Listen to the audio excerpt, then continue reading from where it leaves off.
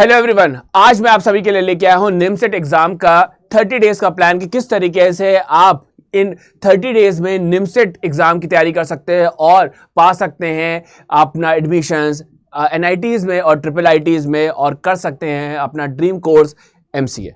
तो चलिए जानते हैं वो सारे के सारे स्टेप्स को। सबसे पहले आपको क्या करना होगा, अंडरस्टैंड करना होगा एग्जामिनेशन के पैटर्न को। जैसा कि आप सभी को आई थिंक आइडिया होगा कि मैथ के यहां पे टोटल मिला के आपसे 50 क्वेश्चंस पूछे जाएंगे, रीजनिंग के आपके 40 क्वेश्चंस होने वाले हैं, कंप्यूटर अवेयरनेस के 20 क्वेश्चंस होने वाले हैं और इंग्लिश के आपके यहां पे 10 क्वेश्चंस होने वाले हैं। तो ये हमारे पास पहले की बात है, एग्जामिनेशन पैटर्न होगा। देन आगे हम बढ़ेंगे तो यहाँ पे आप देखोगे कि ये जो पेपर है आपका 2 आवर्स के यहाँ पे कंडक्ट होगा, जिसमें से यदि हम बात करें 70 मिनट आपको दिए जाएंगे मैथ को सॉल्व करने के लिए। देन इसके बाद यदि बात करें 30 मिनट दिए जाएंगे यहाँ पे आपको रीजनिंग को सॉल्व करने के लिए और रिमेनिंग जो 20 मिनट दिए जाएंगे वो होंगे आपके यहाँ पे कंप्यूटर और इंग्लिश को सॉल्व करने के लिए। यदि यहाँ पे मैं बात करूँ जो आपके 50 क्वेश्चन होंगे वो 50 क्वेश्चन आपके जो मैथ के होंगे वो 600 मार्क्स के होंगे। देन 40 जो क्वेश्चंस होंगे वो आपके 240 मार्क्स के होंगे और 20 क्वेश्चन जो होंगे वो आपके 120 मार्क्स के होंगे और 10 क्वेश्चन जो होंगे वो आपके 40 मार्क्स के होंगे। इस तरीके से 1000 मार्क्स का यहाँ पे एग्जाम कंडक्ट कराया जाएगा और यहाँ पे आपको अच्छा यहाँ पे मार्क्स लेके आना है। देन इसके बाद आगे हम लोग बढ़ेंगे तो यहाँ पे सिलेबस की यदि बात करें तो हमारा जो मैथ का जो सिलेबस है जिसमें 50 क्वेश्चन आ रहे हैं उसमें पहला इंपॉर्टेंट जो यूनिट है वो हमारा सेट थ्योरी है। सेकंड इंपॉर्टेंट यूनिट की यदि हम बात करेंगे तो सेकंड इंपॉर्टेंट यूनिट हमारे पास निकल के आता है प्रोबेबिलिटी एंड स्टैटिस्टिक्स। देन इसके बाद नेक्स्ट हमारे पास आता है अलजेब्रा एंड आफ्टर दैट हमारे पास आता है कोऑर्डिनेट ज्योमेट्री। इसके बाद देन थोड़ा सा और आगे आप बढ़ेंगे तो आपको यहाँ पे कैलकुलस के सारे टॉपिक्स देखने को मिल जाएंगे। देन वेक्टर एंड लास्ट है आपका ट्रिग्नोमेट्री। तो ये हमारे मेजर यूनिट्स रहने वाले हैं आपके मैथ के। चलिए नेक्स्ट हम लोग जानते हैं यहाँ पे रीजनिंग को। तो रीजनिंग के आपके 40 क्वेश्चंस पूछे जाएंगे आपके यहाँ पे एनालिटिकल एबिलिटी और लॉजिकल रीजनिंग के आपके 40 क्वेश्चंस यहाँ पे होंगे। देन थोड़ा सा हम और आगे बढ़ेंगे तो कंप्यूटर अवेयरनेस के यहाँ पे आपके 20 क्वेश्चंस आएंगे जो कि मेरा यहाँ पे सब्जेक्ट रहेगा, जिसमें हम बात करें तो organisation of computer, central processing unit, structure of instruction in CPU, input output devices, computer memory, backup devices. इसके बाद आपके पास यहाँ पे डेटा रिप्रेजेंटेशन आपका होगा, फिर बाइनरी अर्थमेटिक होगा, इसके बाद आपके पास वेन डायग्राम है, ट्रुथ टेबल है, डिफरेंट टॉपिक्स यहाँ पे आपके रहने वाले। नेक्स्ट यदि हम आगे बढ़ेंगे तो नेक्स्ट आपके पास आता है जनरल इंग्लिश का, जिसमें कि आपके पास 10 क्वेश्चंस यहाँ पे पूछे जाने वाले हैं। अब हम लोग यहाँ पे बात करते हैं आपके 30 डेज के उन प्लान्स को।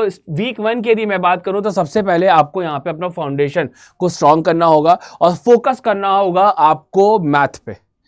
आपके फर्स्ट वीक की मैं बात कर रहा हूं तो फर्स्ट 3 डेज आपके पास क्या होने चाहिए, यहां पे आपको मैथ का जितना भी इंटायर सिलेबस है, ठीक है, उसको आपको यहाँ पे पढ़ना होगा। उसमें आपके पास जो इंपॉर्टेंट टॉपिक्स है जैसे सेट थ्योरी हो गया, फिर अलजेब्रा हो गया, कोऑर्डिनेट ज्योमेट्री हो गया, उसको आपको प्रॉपर वे में यहाँ पे अंडरस्टैंड करना है, उनके फॉर्मूलेज याद रखना है। साथ में मैथ के साथ साथ आपको यहाँ पे रीजनिंग के जो बेसिक्स है उसको भी यहाँ पे क्या करना, स्ट्रॉन्ग करना होगा। इसके बाद यदि हम बात करें डे 4 से लेके 7 तक आपको यहाँ पे अपनी ट्रिग्नोमेट्री है, मैट्रिक्स है, डिटर्मिनेंट है, प्रोबेबिलिटी है, इसको स्ट्रॉन्ग करना होगा। साथ में आपको कंप्यूटर अवेयरनेस का बेसिक भी यहाँ पे कंप्लीट करते रहना होगा। तो इस हफ्ते यदि हम बात करें फर्स्ट वीक में आपको मैथ, रीजनिंग और कंप्यूटर पे अच्छा खासा यहाँ पे फोकस करना होगा। उसका सिलेबस आपको एटलीस्ट यहाँ पे फिनिश करना होगा। इसके बाद यदि आप आगे बढ़ोगे तो नेक्स्ट यहाँ पे आपके पास जो आता है सेकेंड वीक, उसमें आपको स्ट्रेंथन करना है लॉजिक को और इंग्लिश को यहाँ पे स्ट्रेंथन करना है। मतलब आपको 8 से 10 यदि डेज की हम बात करें, जो आपका डे 8 है और वहाँ से 10 तक की, वहाँ पे आपको रीजनिंग बेटर करना है और इंग्लिश के यहाँ पे कॉन्सेप्ट्स को यहाँ पे बेटर करना है। फिर आप यदि 11 to 14 की तरफ बढ़ेंगे तो मैथ और अगेन इंग्लिश को आपको यहाँ पे स्ट्रॉन्ग करना होगा। तो इस तरीके से आपके 2 हफ्ते में आपका पूरा सिलेबस यहाँ पे कवर हो जाना चाहिए और आपके पास जो अलग अलग टॉपिक है उनके जितने भी बेसिक कॉन्सेप्ट हैं और जितने भी थ्योरी वाला पार्ट है वो आपका यहाँ पे फिनिश हो जाना चाहिए 2 हफ्ते में। ठीक है, 2 हफ्ते में। इसके बाद यदि हम आगे बढ़े, 3rd वीक में आपको प्रैक्टिस और मॉक टेस्ट यहाँ पे स्टार्ट करना होगा। यहाँ पे आपको अब यदि हम बात करें तो यूनिट वाइज प्रैक्टिस करिए, चैप्टर वाइज प्रैक्टिस करिए, लेकिन अब आपको यहाँ पे प्रैक्टिस करना शुरू करना है और आपको मॉक टेस्ट देना भी आपको यहाँ पे शुरू करना होगा। और जो भी आपके वीक एरिया है, क्योंकि आप जब मॉक टेस्ट देंगे, यूनिट वाइज प्रैक्टिस करेंगे, क्वेश्चंस लगाएंगे, तो आपको यहाँ पे समझ में आएगा कि कौन सा एरिया आपका यहाँ पर वीक है जिसमें कि आप क्वेश्चंस को यहाँ पे रॉन्ग कर रहे हो। इसके बाद आपको यदि बात करें डे 18 से 21 में आपको क्या करना है, रिवीजन पे फोकस करना है और यहाँ पे मॉक टेस्ट पे भी आपको यहाँ पे मॉक टेस्ट लगाते रहना है और यहाँ पे कंटिन्यू जो आपको प्रैक्टिस है वो मेंटेन करके रखना है, क्योंकि कॉम्पिटिटिव एग्जाम में एग्जाम को पास करने का एक ही फॉर्मूला होता है, practice, practice and more practice. ठीक है, इसके बाद नेक्स्ट हम लोग आगे बढ़ते हैं। हमारे पास आता है 4th वीक, ठीक है, जो हमारा फाइनल वीक है, जिसमें हमें क्या करना है, हमको यहाँ पे फाइनल रिवीजन करना है और स्पीड वर्क भी यहाँ पे करना है, स्पीड टेस्ट भी आपको देते रहना है, मतलब अपने वर्क को थोड़ा सा फास्ट करना है। तो यहाँ पे बात करें, जितने भी आपके फॉर्मूलाज है उसको रिवीजन करना है, जितने भी शॉर्टकट कीज हैं, जितने भी आपके एरर्स आ रही हैं उन सबको यहाँ पे रिमूव करने की कोशिश करना है और जितने भी फॉर्मूलेज है उसको पूरी तरीके से, अच्छी तरीके से प्रैक्टिस कर देनी है और हर एक क्वेश्चन को कोशिश करिए कि आप 1 मिनट में यहाँ पे सॉल्व कर पाए।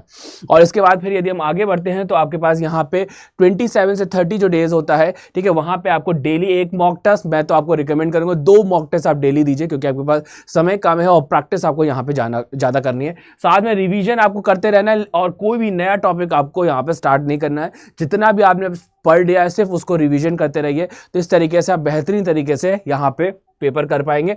तो कुछ ऐसे टिप्स भी हैं जो मैं आप सभी को बताना चाहूँगा। सबसे पहले आपको मेन फोकस जो करना है वो आपको मैथ में करना है, क्योंकि मैथ के 600 मार्क्स है। साथ में आपको कंप्यूटर पे भी बहुत ज़्यादा फोकस करना है, क्योंकि 120 में से 120 यहाँ पे लाने के पूरे चांसेस होते हैं यदि आप अच्छी तरीके से यहाँ पे कंप्यूटर की प्रैक्टिस करेंगे। टाइम मैनेजमेंट आपको ज़रूर यहाँ पे मेंटेन करके रखना है। यदि क्वेश्चंस आपको आता है तो उसको फटाफट करिए, नहीं आता है तो आप उसको स्किप करके नेक्स्ट क्वेश्चन की तरफ आगे बढ़िए।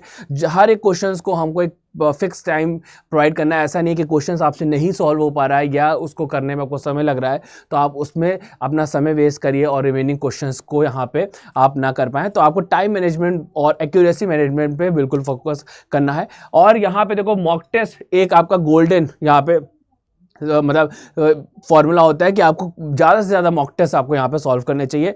जितने भी आपकी मिस्टेक्स हो रही है उसको आपको रेक्टिफाई करना है, उससे चीज़ों को यहाँ पे क्यों एरर्स हो रही है उनको यहाँ पे ढूंढना है और उस तरीके से फिर आगे आप वो एरर्स ना करें। और लास्ट जो वीक होगा उसमें आपको स्मार्ट रिवीजन करना है।